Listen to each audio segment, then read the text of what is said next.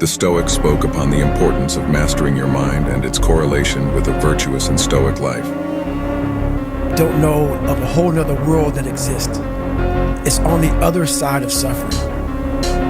Once you break these barriers that you have made for yourself, like the mind is the most powerful thing in the world. It is so amazing that I used to be a 300-pound guy and I thought that was it. Could barely read, could do anything, and now that what was inside that person was this guy that's in front of you today. That's how scary the mind is. And that's what I started realizing through this journey, is that once I got a taste of, wow, man, I haven't even cracked.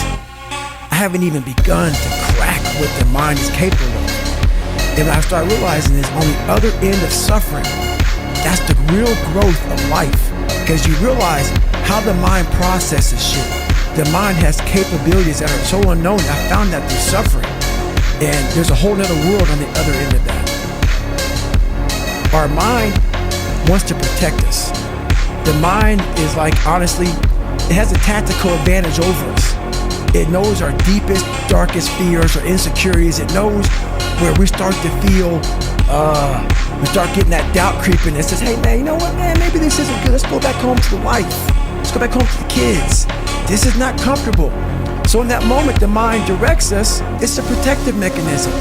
What I realized when I was going through BUD/S, Ranger School, all this 100-mile race, 200-mile races, pull-up records, my mind would come creeping in.